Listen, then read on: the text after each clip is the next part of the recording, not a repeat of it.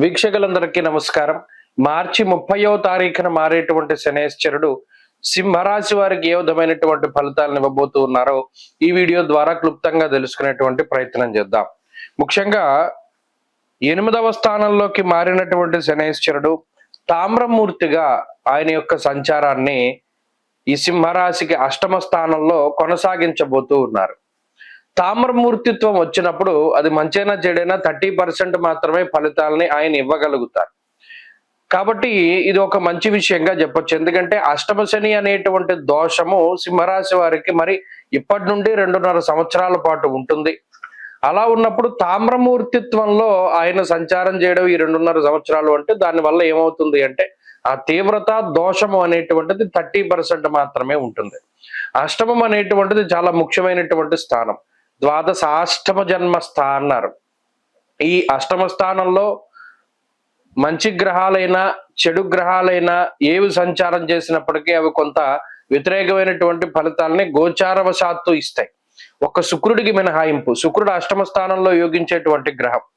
అలాగే ఈ గోచారవశాత్తు అష్టమంలో మరి అందున శనేశ్వరుడు లాంటి గ్రహము సంచారం చేస్తూ ఉన్నప్పుడు నానా కార్య విరోధస్య వ్యాధిపీడ ధనక్షయం అన్నారు. ఇక్కడ శాస్త్రంలో చెప్పినటువంటి విషయాలను పరిశీలనం చేస్తే నానా కార్య విరోధస్య అష్టమ స్థానము అనేటువంటిది చాలా కీలకం. ఏదైనా రహస్యమైనటువంటి విషయాలు తెలియాలి అన్నా, ఆరోగ్యం గురించి అన్నా, ఆకస్మికంగా ఏదైనా ఒక విషయం జరగాలి అన్నా దానికి 8 స్థానాన్ని చూస్తారు. మరి ఆ స్థానంలో శనేశ్వరుడి సంచారం ఉండడం వల్ల ఏ పని ప్రారంభించినా దానిలో ఆటంకాలు ఎక్కువగా ఉంటాయి. అందుకనే ఈ 2.5 సంవత్సరాల పాటు సింహరాశి వారు ఏది ప్రధానంగా ప్రారంభం చేయకూడదు. ఒకవేళ భర్త భార్యల్లో భర్తది సింహరాశి అయినప్పుడు భార్య పేరు మీద ఏ పనైనా స్టార్ట్ చేసుకోవాలి.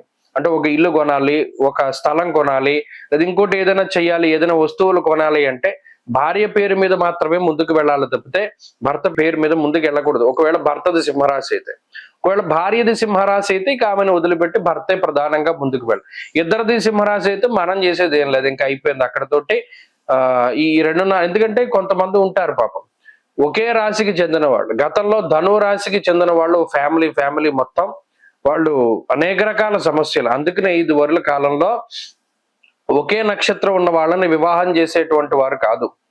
భార్య రాశి వేరు, భర్త రాశి వేరు. అంటే భార్యకి బాగా లేకపోతే భర్తకి బాగుంటుంది, భర్తకి బాగా లేకపోతే భార్యది బాగుంటుంది. ఇద్దరిది బ్యాలెన్స్ గా ముందుకెళ్తూ ఉంటుంది. ఇప్పుడు అలా ఏం లేదు. జాతకాలు ఎవరు పట్టించుకోవట్లేదు, వివాహ పొంతనలు చూసుకోవట్లేదు, చేసుకుంటున్నారు, విడిపోతున్నారు. అదో రకంగా తయారైంది. కాబట్టి అది ఈ సమయాల్లో ఉపయోగపడతాయి. అందుకనే ఒకవేళ భర్త జాతకంలో అష్టమ శని దోషం ఉంటే భార్య జాతకం బాగుండి ముందుకు వెళ్ళేటువంటి పరిస్థితి. అలా ఏదైనా ఒక పని ప్రారంభం చేయాలి అంటే సింహరాశి వారి పేరు మీద కాకుండా మిగతా వాళ్ళ పేరు మీద ప్రారంభం చేసి ముందుకు వెళుతూ ఉండడం.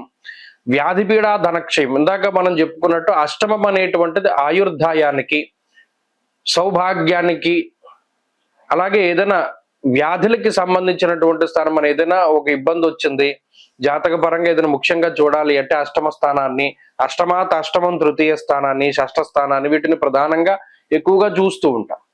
మరి అటువంటి సందర్భంలో అష్టమ స్థానంలో శనేశ్వరుడు అనారోగ్య సమస్యల్ని కలగజేయడానికి అవకాశం ఉంటుంది. అపమృత్యుర్ భయప్రాప్తి అన్నాడు. అంటే ఏదైనా ఒక దాని వల్ల ప్రాణాపాయం సంభవిస్తుందేమో అనేటువంటి భయాన్ని కూడా శనేశ్వరుడు కలగజేస్తారు.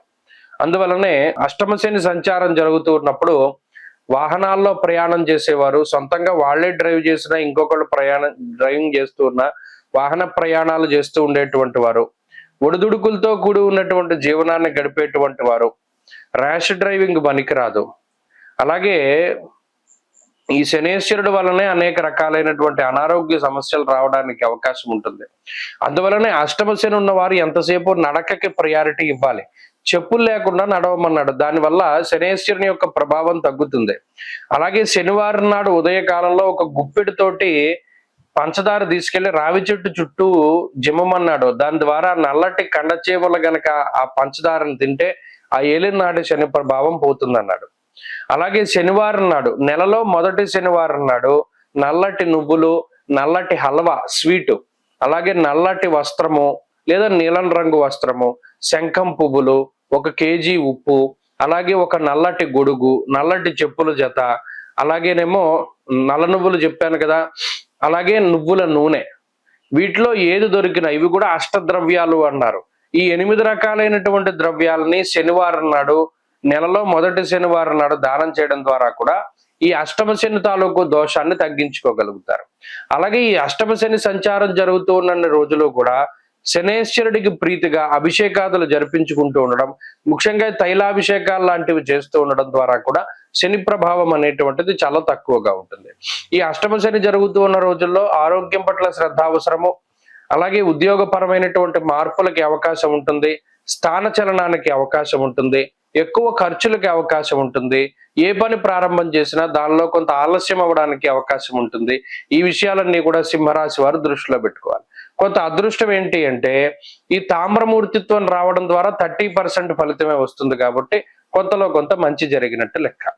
స్వస్తి.